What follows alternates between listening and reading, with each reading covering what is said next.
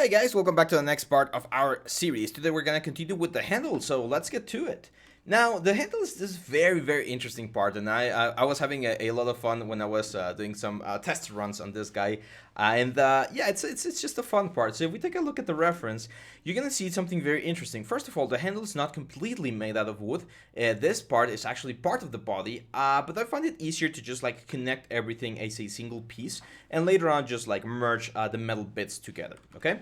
So the way we're gonna do this, as you can see, I just collapsed the folder right here with the cannons. You can turn it off if they're distracting for now, because we're not gonna be able to see them. We shouldn't. Oh well, we need to see it because there's an active tool. Once we append a new shape like a polycube right here, we shouldn't be seeing anything else. There we go.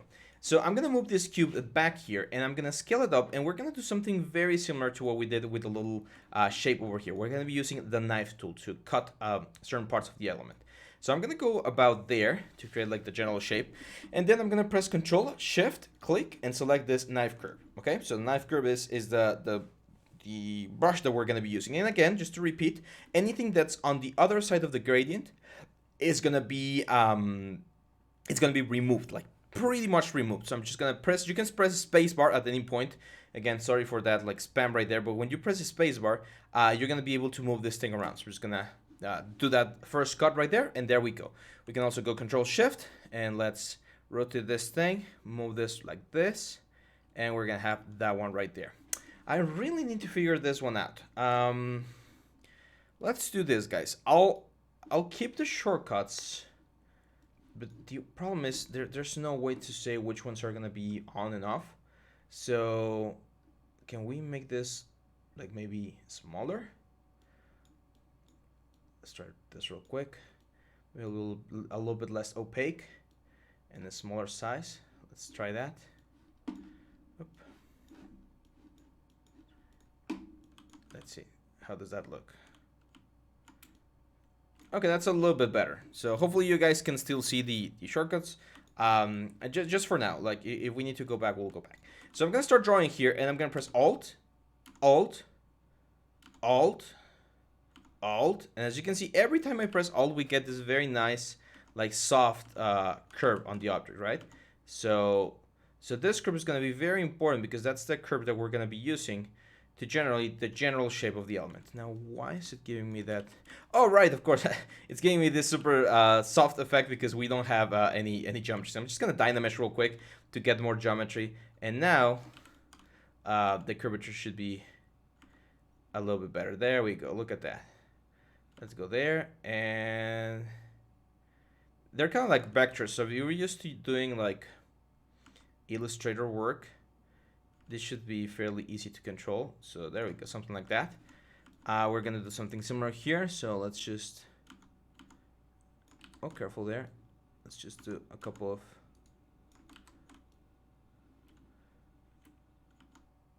there we go. Doesn't have to be perfect. I mean, you can go as perfect as you want, but for this exercise, we're actually gonna be like sculpting the wood a little bit to give it a little bit more like handmade approach. Remember, perfect things tend not to be as good as imperfect things. So we're gonna go over here.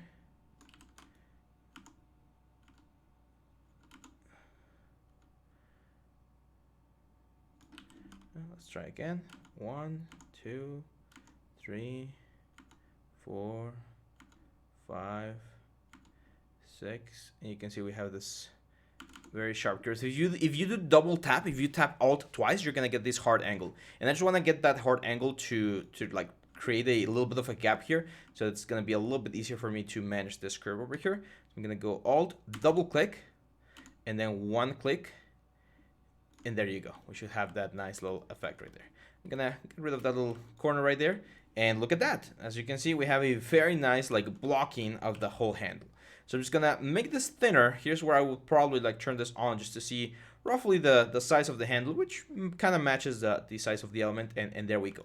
Now I'm gonna show you a very nice brush, but for that I'm actually gonna jump into the polymesh cube over here, and that is the bevel arc and bevel flat. These are again relatively new brushes inside of ZBrush. Let me up to the resolution. There we go. And they work in a very, very nice way. I'm going to turn off the floor so that we don't get distracted. And it's super simple. The way these brushes work is super, super simple. The brushes are here on the top side. It's a V.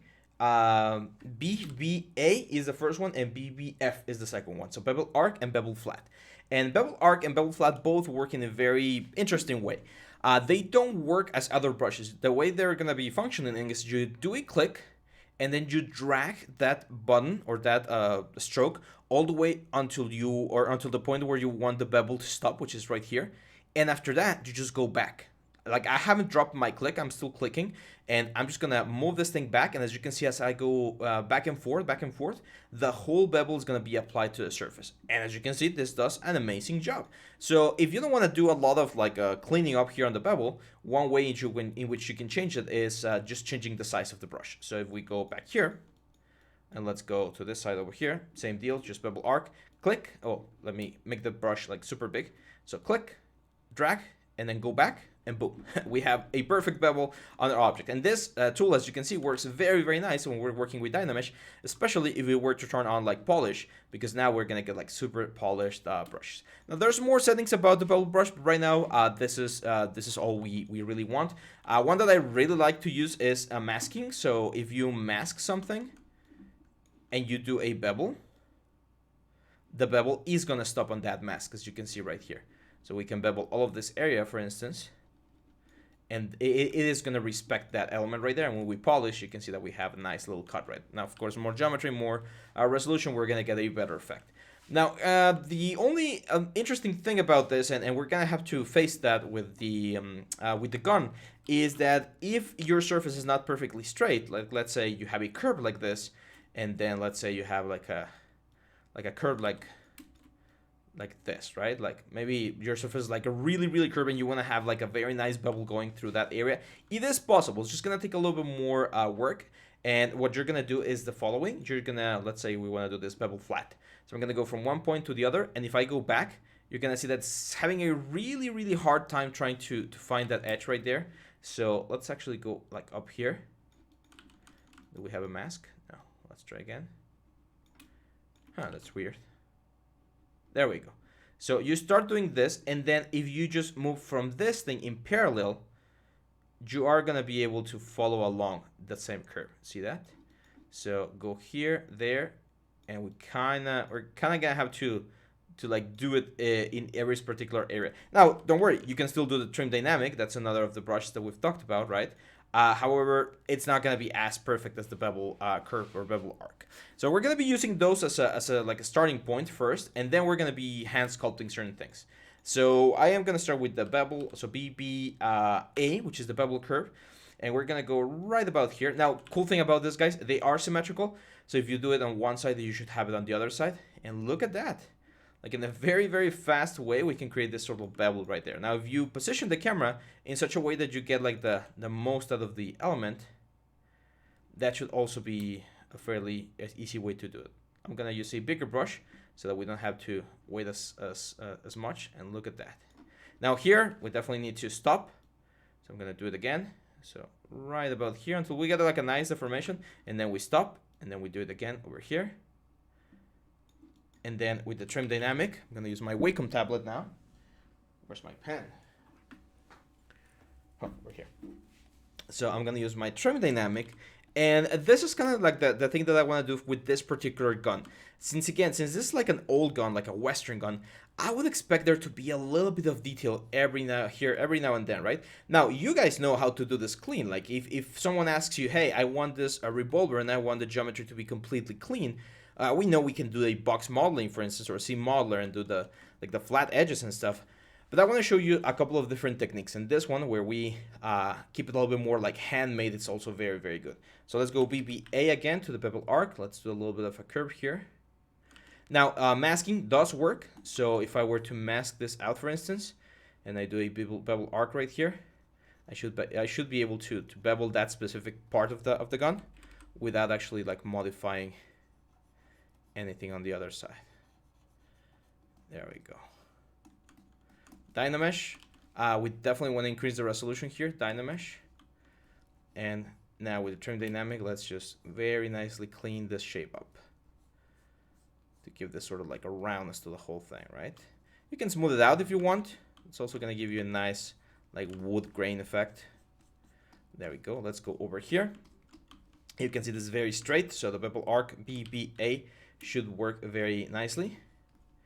Let's go from here to here and come back. As you can see, yeah, that gives us a nice effect right there.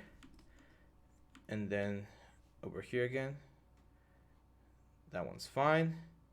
And then over here, that one's fine. And now it's just a matter of train dynamic and just like merge those together. Remember, train dynamic is one way and it flattens the surface based on the normals. So it averages out the normal maps, and that's where, or that's how we get this sort of like divisions here, right? So there we go. Smooth it out a little bit. Now look at this. This looks nice, right? Yeah, for like a damage, sort of like a revolver, I think this is gonna be great. I always like to add this sort of like surface detail to my objects. It gives history to them. It makes them look a little bit more, again, realistic. Let's go right here. Just smooth that out. And now this area right here is gonna work, I would say, perfectly. So BBA, because it's very flat. So we should be able to just like push the bevel all the way through. Yep. Look at that. Perfect. Trim dynamic. Just smooth this out. And we have the wooden handle. So very quick way to create this. Now, if we want to clean it, because we can clean it, of course, the best way to do it would just be to, just to zero mesh this, like do a little bit of topology cleanup, and that's it. However, you're going to see right here that this thing, like this upper thing, is actually not made out of wood, because we saw that this like wood pieces are two halves that get like glued together or something. So we need to separate the metal bits from the non-metal bits. And for that, I'm going to press Ctrl W to group everything together in a single polygroup. And now we're going to use another type of curve tool, which is the slice curve. And the slice curve is really cool because it will slice the geometry and it will create a different polygon, as you can see right there. So that's the one that we're going to be using to create this metal bit. Now you can see that the metal bit actually has that sort of like round effect on top. So it will do, like if we cut right about there, it will do this sort of thing. And then from the top, half of this guy, like this thing, will be wood, and the other half would be wood as well. However, unfortunately, the slice brush does not have the function to do symmetry. So I do have one side right here. What can I do? I can go into the geometry tab, go into modify topology, and say mirror and weld.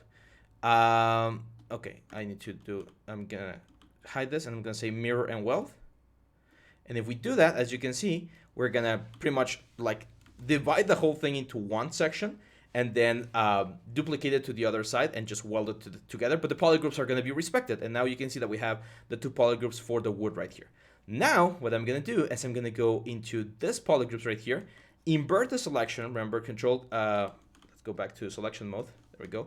Control, shift and drag to invert the selection. Actually, let's grab this guy. Wait, wow, it's not clip rect, sorry. It's select rect, there we go. So click, Control Shift click on this guy. And then Control Shift and drag, Control Shift click on this other guy. And that guy, that way we're gonna have this sort of effect.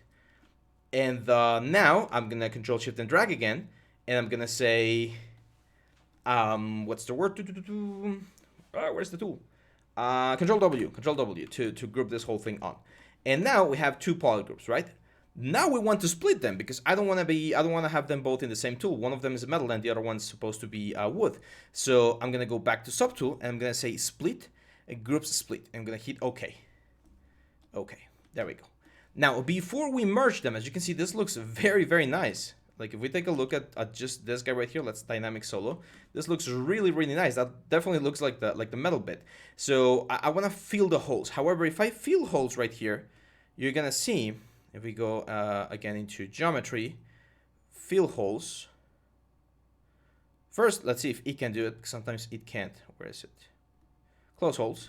There we go. We get this super horrible effect right here, right? Because it really doesn't know how to properly close the holes right there. Well, do not worry, because this is, again, where our knife tool comes into play, and it's going to give us a super easy way to fix this. So I'm going to go right here to the side, going to move all the way up, and I'm going to double tap Alt and just go across. And there we go. Now, make sure you have a symmetry turned on, of course. So double click. And we're just gonna remove that thing, and as you can see, that cleans that up. That one, we actually do want to keep it like that, and if we dynamesh, you can see that we are now free of that specific piece. And yeah, that's our metal bit. Now we're gonna go to the other guys. So subtool, let's go to the wood handles right here. We're also gonna say fill holes. So geometry, close holes, there we go. And you can see, again, not perfect, right? Like it's giving us this sort of like weird effect over there. So there's a lot of ways in which we can do it, but what I'm gonna do is I'm actually gonna append a cube here. So subtool, because I want them to be like solid pieces of wood. So I'm gonna append a cube. Let's visualize the cube, and we're gonna move the cube back here.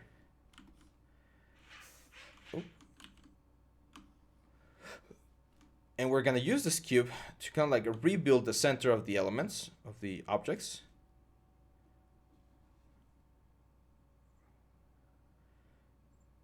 So I think we can go here, and we're gonna use live boolean. So what I'm gonna do here is, let's get rid of this guy. Live boolean is turned on, and we're gonna say intersection.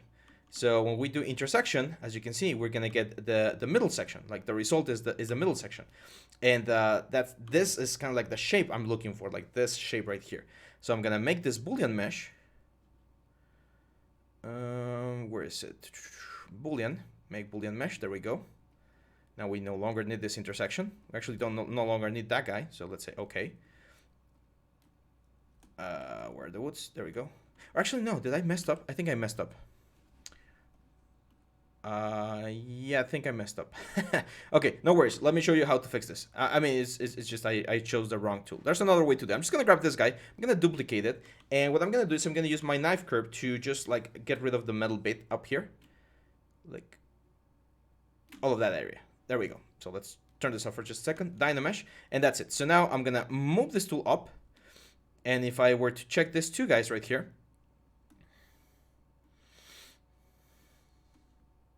That's the wood handle. Oh, sorry. We're gonna dynamesh, of course. That closes the holes, but we have that mistake or that thing that we don't want to have, right? Like the fact that this is getting like, or creating this sort of thing. But we have this tool right here, which is exactly the surface that we're looking for. So I'm gonna extrude this, or I'm gonna scale this guy. Let's move the pivot point to the center. So I'm Alt and clicking this little icon right here. And I'm gonna scale this up like this. So that we kind of like patch things up, right? So that's going to be like my way to patch things up. And now, if my calculations are correct, let's move this up. There we go. If my calculations are correct, then I would just select intersection right here. Where is it? Union? No, I was trying to get like the exact shape, because I don't want to. This is one way to do it, but I think it's going to be a little bit too much. We could just like rebuild like the curvature right here. Yeah, actually, this is not that bad. It's just a kind of like a, I like to call it the Mexican way. It's a little bit of a patchy solution, but it should give us a fairly good result.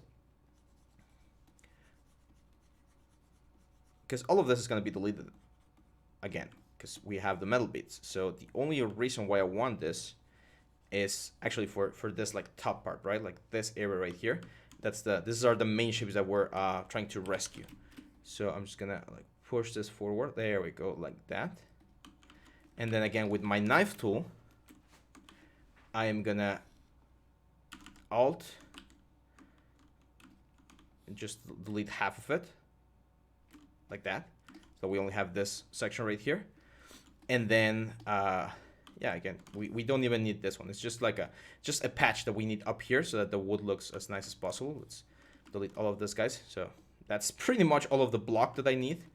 Let's go really straight right here. There we go. Whoop. Let's get rid of symmetry. No. Okay, let's dynamish first.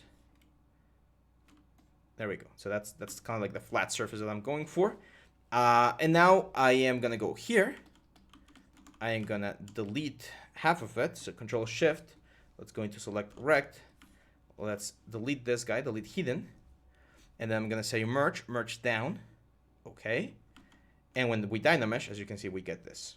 So the patch has been kind of completed, right? Because eventually, like I know this is the metal part that's gonna be on top of all of these other parts. And we should have this very nice offset right there. We might need to just like move things around here a little bit so that the separation is not as big as what we have right here, but it shouldn't be that much of an issue. And again, this is kind of like the thing that gives it the very natural handmade look that we're going for. Because that little line right there, eventually, if we were to retopologize this thing and make it a final asset, that line right there would give us a very nice like cavity map or occlusion map. So yeah, I mean, that's a matter of polishing this thing. Just a little bit there. There we go. And we are, of course, going to mirror this. So we're going to say C plugin, subtool master, mirror, and we're going to do on the x-axis. Okay, and there we go. So that's it. As you can see, we have the handle. It's looking very nice. I like the organic look. Again, this is just one way to do it. We could have gone the clean way and go like super clean topology. We could even clean this guy by just retopologizing and making sure everything is like perfectly nice.